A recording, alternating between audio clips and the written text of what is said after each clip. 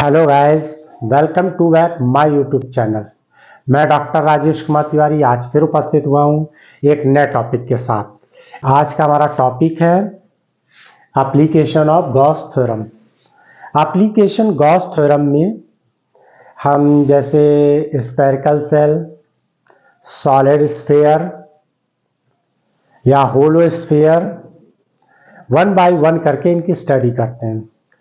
तो सबसे पहले हम जिनके रिजल्ट शेप तो डिफरेंट है लेकिन रिजल्ट सेम ही आता है, यानी यहाँ पर हमने 3 हेडिंग डाल रखी है। चार्ज मेटेलिक स्फीयर मतलब कंडक्टिंग सॉलिड स्फीयर, यानी हमने एक मेटेलिक या कंडक्टिंग सॉलिड स्फीयर लिया, या फिर हम यूं कहें चार्ज होलो कंडक्टिंग स्फीयर। तीसरा है thin uniformly charge spherically shell. यहां पर यूनिफॉर्मली चार्ज स्फेरिकल सेल का मतलब नॉन कंडक्टिंग स्फेरिकल सेल भी हो सकता है। कैसा? नॉन कंडक्टिंग, क्योंकि यूनिफॉर्मली लिखा हुआ है ना यहाँ पर, तो इसका मतलब है कि उसमें जो चार्ज जो है यूनिफॉर्मली डिस्ट्रीब्यूट है। और अगर कंडक्टिंग है तो वो ऑटोमेटिकली ही कैसा होगा? यूनिफॉर्मली चार्ज डिस्ट्रीब्यूट हो जाएगा।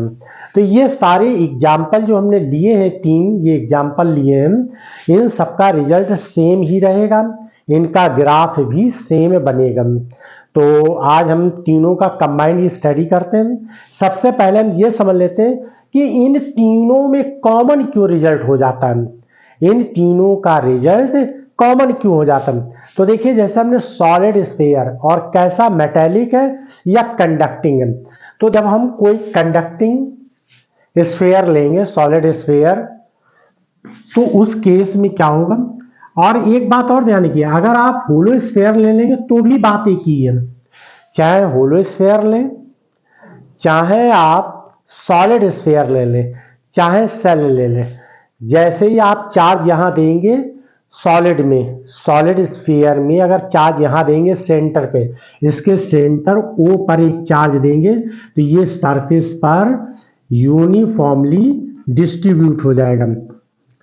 ऑटोमेटिकली ही ये क्या होगा? पूरे सरफेस में डिस्ट्रीब्यूट हो जाएगा पॉजिटिव चार्ज, अगर आप यहां सेंटर पे देंगे। अगर होलो स्फीयर है तो होलो स्फीयर में तो सरफेस पे ही रहेगा, चार्ज कहां होगा? सरफेस में डिस्ट्रीब्यूट होगा। इस पॉइंट को याद रखिएगा, एक जो होता है चार्ज जो है सरफेस पे डिस्ट्रीब्यूट होता है, और एक चार्ज आगे आप आगे वाले टॉपिक में पढ़ेंगे नेक्स्ट वीडियो में, उसमें हम वॉल्यूमेट्रिक में चार्ज डिस्ट्रीब्यूट दिखाएंगे। उस कंडीशन में क्या दिखाएंगे? वॉल्यूमेट्रिक शेप में चार्ज डिस्ट्रीब्यूट होगा, और ये चार्ज क्या है? सरफेस पे डिस्ट्रीब्यूट है। क्लियर है? तो यहां पर ये चार्ज कैसा है? सरफेस पे डिस्ट्रीब्यूट है। अब देखिए, अगर सॉलिड स्फीयर है, मेटेलिक स्फीयर है, तो चार्ज क्या होगा? सरफेस पर आ जाएगा, डिस्ट्रीब्यूट होगा। अगर स्फेरिकल सेल है तो उस चाहे कंडक्टिंग हो चाहे नॉन कंडक्टिंग हो, सरफेस पे ही डिस्ट्रीब्यूट होगा। अगर होलो स्फीयर है या थिन सेल है, कैसी? थिन सेल है, तो उसमें भी यूनिफॉर्मली चार्ज डिस्ट्रीब्यूट हो जाए, चाहे कंडक्टिंग हो चाहे नॉन कंडक्टिंग हो, सब केस में चार्ज क्या होगा? सरफेस पे डिस्ट्रीब्यूट हो जाए। तो इन सभी एग्जाम्पल में चार्ज कैसा होगा? यूनिफॉर्मली सरफेस पे डिस्ट्रीब्यूट हो जाएगा, यानी चार्ज डेंसिटी जो होगी वो सरफेस की होगी। क्लियर है ना? इलेक्ट्रिक फ्लक्स के 2 फार्मूले होते हैं। Electric flux phi E equal to, एक हो जाएगा यहां पर इंटीग्रेशन क्लोज सरफेस के लिए, close surface E dot unit vector ds, और दूसरा फार्मूला इसका क्या हो जाएगा? Equal to Q by epsilon not, यानी ये फर्स्ट है और ये सेकंड है, इन दोनों को इक्वल करके हम यहां पर अप्लाई करेंगे। क्लियर है ना? तो देखिए कैसे लगाएंगे फार्मूला। इंटीग्रेशन ई डॉट, ये यूनिट ये वेक्टर है, इलेक्ट्रिक फील्ड कैसी है? यहाँ पर वेक्टर है, यूनिट वेक्टर है, ds है, equal to Q by epsilon not. यहां पर हम 3 जगह पर इसकी कंडीशन फॉलो करेंगे। एक बार हम इसको आउटसाइड निकालेंगे, इलेक्ट्रिक फील्ड इसकी कहां पे निकालेंगे, आउटसाइड। देखिए कूलाम्स लॉ से भी निकाल सकते हैं इलेक्ट्रिक फील्ड, हम कूलाम्स लॉ से भी निकाल सकते हैं, लेकिन गॉस लॉ जो है कूलाम्स लॉ के कंपेयर में वेरी इजी वे से इलेक्ट्रिक फील्ड फाइंड कर सकते हैं। कूलाम्स लॉ के कंपेयर में इलेक्ट्रिक फील्ड जो है गॉस थ्योरम से इजी वे से सॉल्व कर सकते हैं। तो देखिए ये ओ सेंटर है, यहाँ पर ये आर पोजीशन पर, ये पॉइंट पी आउटसाइड है, तो आउटसाइड पे हम निकालेंगे, फिर इसके सरफेस पे निकालेंगे और फिर इसके इनसाइड निकाल लेंगे, तीन जगह पर निकालेंगे।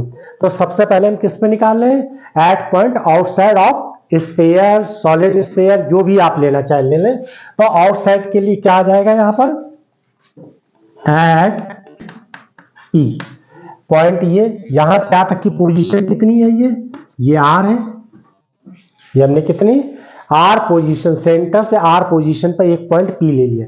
यहां पर हम क्या निकालते हैं, इलेक्ट्रिक फील्ड निकाल लेते हैं या इलेक्ट्रिक इंटेंसिटी फाइंड कर लेते हैं। हमें क्या निकालनी है, इलेक्ट्रिक इंटेंसिटी निकालनी, किस पॉइंट पे, पॉइंट पी पे निकालनी है, क्लियर है। और वो पॉइंट क्या है, आउटसाइड है। इलेक्ट्रिक इंटेंसिटी या इलेक्ट्रिक फील्ड स्ट्रेंथ भी बोल सकते हैं। अब ये फार्मूला अप्लाई करिए, integration E dot unit vector ds equal to Q by epsilon not. अब सबसे पहले देखिए E की वैल्यू हमें फाइंड करनी है, और इन दोनों के बीच में एंगल कैसा है, ये अगर हमने सरफेस एरिया ले लिया, ये ठीक है ना, तो इसका डायरेक्शन किधर की ओर होगा, इसी डायरेक्शन में होगा, यानी यूनिट वेक्टर का, यानी जो ये स्मॉल एलिमेंट लिया, ये क्या लिया हमने, ds ले लिया। इसका डायरेक्शन क्या है, इसका डायरेक्शन वही है जो इलेक्ट्रिक फील्ड का डायरेक्शन है, यानी ये ई का डायरेक्शन है, दोनों सेम डायरेक्शन में। तो जब सेम डायरेक्शन में होंगे तो एंगल कैसा होगा, 0 डिग्री हो जाएगा। तो देखिए यहाँ पर लगा है ई डॉट ds, तो ये आ जाएगा इंटीग्रेशन ई, यहाँ पर ये यूनिट वेक्टर, इसकी वैल्यू 1 हो जाएगी, ds cos 0, क्योंकि दोनों का डायरेक्शन कैसा है, सेम है, एक ही डायरेक्शन में, तो 0 हो जाएगा।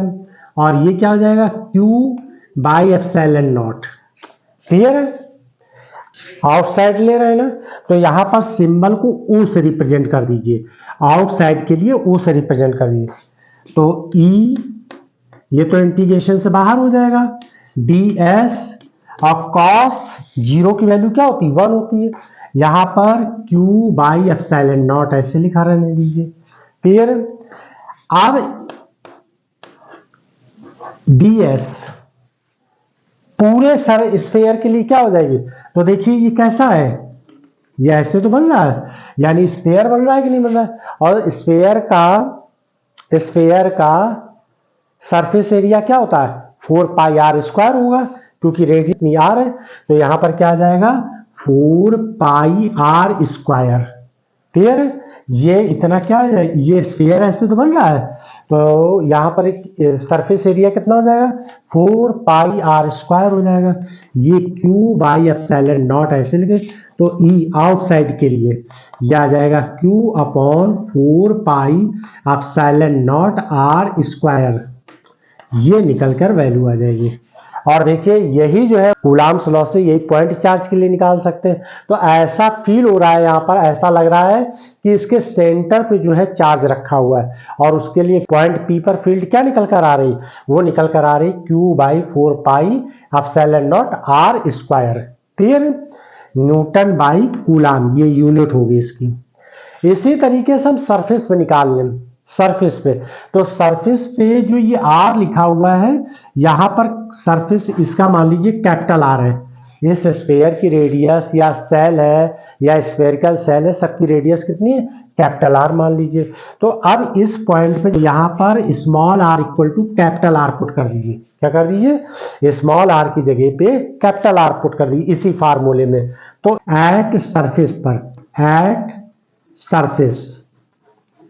सरफेस पे जब हम निकालेंगे तो एट सरफेस, यानी ये पॉइंट कहां पर है, सरफेस पे, तब R equal to capital R put कर दीजिए। तो सरफेस की इलेक्ट्रिक फील्ड निकल कर आ जाएगी Q upon 4 pi epsilon not R square, यानी कैपिटल आर हो जाएगा, क्लियर है। अब हम इनसाइड की निकाल लेते हैं। अगर ये पॉइंट यहां पर हो जाए, इस जगह पर हम ले लें इनसाइड, इस जगह पे इलेक्ट्रिक फील्ड इनसाइड, तो आप एक बात बताइए, यहां पर ध्यान दीजिए, क्या चार्ज कहीं अंदर है? चार्ज अंदर है नहीं, तो क्लोज सरफेस भी नहीं बनेगा। तो जब क्लोज सरफेस नहीं बनेगा तो इस जगह पर इंटेंसिटी कैसी हो जाएगी, इलेक्ट्रिक फील्ड स्ट्रेंथ कैसी हो जाएगी, जीरो हो जाएगी। इन साइड के लिए क्या हो जाएगा, equal to E I equal to inside of sphere. Sphere के इनसाइड पर क्या हो जाएगी वैल्यू, तो ये आ जाएगी जीरो। तो स्फीयर के अंदर जो है इलेक्ट्रिक फील्ड कैसी होगी, जीरो हो जाएगी, क्योंकि अंदर कोई चार्ज है ही नहीं, चार्ज ही नहीं, चार्ज तो सरफेस पर है, तो इसलिए इनसाइड पर इलेक्ट्रिक फील्ड क्या होगी, जीरो होगी। क्लियर है? तो ये जो है इन तीनों एग्जाम्पल में सेम रिजल्ट रहेंगे। अब इसका ग्राफ और देख लीजिए क्या होगा। ये तीन रिजल्ट है, एक रिजल्ट ये है, दूसरा रिजल्ट ये है, और तीसरा रिजल्ट ये दिया हुआ है। इनसाइड में फिर ध्यान दीजिए, इनसाइड में जो है इलेक्ट्रिक चार्ज, चूंकि इलेक्ट्रिक चार्ज है ही नहीं यहां पर, क्योंकि सरफेस पे डिस्ट्रीब्यूट है, आप अंदर कहीं पर भी इलेक्ट्रिक फील्ड नहीं है, तो इसका मतलब है जब अंदर चार्ज ही नहीं है तो इलेक्ट्रिक फील्ड नहीं हो। गॉस थ्योरम किसके लिए होती है, क्लोज सरफेस के लिए होती है। गॉस थ्योरम किसके लिए अप्लाई की जाती है, क्लोज सरफेस। अब चार्ज क्लोज सरफेस के अंदर होना चाहिए, चार्ज कहां होना चाहिए, क्लोज सरफेस के अंदर होना चाहिए। तो यहां पर चार्ज जब है ही नहीं, और अगर आप ये क्लोज सरफेस ड्रॉ करते हैं, जब यहां कोई चार्ज ही नहीं है, तो इलेक्ट्रिक फील्ड भी नहीं होगी। और आउटसाइड में केस में क्या होता था, आउटसाइड में अगर चार्ज है तो इलेक्ट्रिक फील्ड ऑलरेडी जीरो हो जाती है। ये मैंने इससे पहले के जो वीडियो बनाया उसमें प्रूफ करके दिया है। तो है हम इसका ग्राफ और बना देते हैं, तो आप इसका स्क्रीनशॉट ले लीजिए, तो इसका हम ग्राफ बता दें। फार्मूले तीन कौन कौन से निकाल लेते हैं, तीन फार्मूले मैंने निकाले हैं। आउटसाइड के लिए Q/4 pi epsilon not R square, ये किसके लिए है, आउटसाइड के लिए। ठीक है, सरफेस के लिए क्या है, Q/4 पाई एप्सिलॉन नॉट और कैपिटल आर स्क्वायर लिखा, और इनसाइड के लिए क्या निकल कर आया, जीरो निकल कर आया। अब इसको ग्राफ में कैसे रिप्रेजेंट करेंगे, ग्राफ में देखिए यहां पर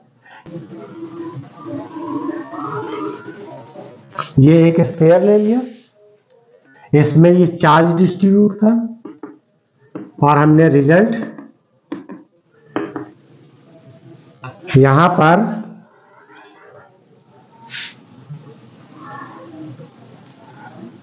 ये इलेक्ट्रिक फील्ड का डायरेक्शन है, ये इलेक्ट्रिक फील्ड का डायरेक्शन है, वाई एक्सिस के अलाउंग इलेक्ट्रिक फील्ड, और एक्स एक्सिस के अलाउंग पोजीशन ले ली। क्लियर है? अब ध्यान दीजिए, यहां से यहां तक, यानी small R equal to capital R, ये ओरिजिन पॉइंट है, यानी कि ये रेडियस है स्फीयर की, ये रेडियस है कैपिटल आर। तो इस केस में यहां तक इनसाइड की इलेक्ट्रिक फील्ड, यानी इलेक्ट्रिक फील्ड इनसाइड कैसी है, जीरो है, तो यहां तक ये इलेक्ट्रिक फील्ड कैसी हो जाएगी, अगर हम इसको ऐसे ड्रॉ करें, ऐसे बना लें, ये ऐसे ऐसे कर दें, यहां पर ये, यहां पर भी ऐसे ऐसे कर दीजिए, तो यहां तक इलेक्ट्रिक फील्ड कैसी होगी, इनसाइड की जीरो हो जाएगी। मैक्सिमम सरफेस पे इलेक्ट्रिक फील्ड क्या है, देखिए सरफेस पे यही तो Q/4 pi epsilon not R square, तो यहां पर ये क्या करेगी, मैक्सिमम, इस जगह तक हमने मान लीजिए ये मैक्सिमम है, ये इलेक्ट्रिक फील्ड मैक्सिमम होगी। और इसके बाद क्या होगा, जैसे जैसे आर की वैल्यू बढ़ेगी, वैसे ये देखिए आर की वैल्यू ये बढ़ेगी, वैसे इलेक्ट्रिक फील्ड क्या होगी, रिड्यूस होगी, क्योंकि रेसिप्रोकल है, ये इस तरह से यहाँ पर ये ऐसे बन जाएगा। तो E inversely proportional to R के, यही चीज आप इधर भी ड्रॉ कर सकते हैं इस तरीके से, और ये इधर भी ऐसे आ जाएगा E। क्लियर? तो ये इसका फिगर बनेगा। पोजीशन आर पे, यहां पर ये मैक्सिमम, ये सरफेस के लिए, ई सरफेस के लिए ये मैक्सिमम है, और फिर इसके बाद कैसे होने लगी, रिड्यूस होने लगी। क्लियर है? तो ये इसका ग्राफ होगा। अच्छा, ग्राफ अगर इतना भी बना हुआ है, ऐसे इतना केवल यहां से लेके ये इतना भी, तो भी कोई प्रॉब्लम नहीं, कोई इश्यू नहीं है ये। क्लियर है ना? अगर ग्राफ इतना भी दिया है तो भी यही बात होगी। और वैसे भी ये इसलिए है कि चार्ज का जो डिस्ट्रीब्यूशन, पॉजिटिव जो चार्ज होता है, ये पॉजिटिव जो चार्ज होता है इसका डायरेक्शन इधर भी होता है, रेडियली आउटवर्ड होता ना। तो रेडियली आउटवर्ड चाहे आप इस डायरेक्शन से निकालें चाहे इधर से निकालें, दोनों के लिए यही बनेगा। क्लियर है? तो इसका आप स्क्रीनशॉट ले लीजिए। Thanks for watch my video.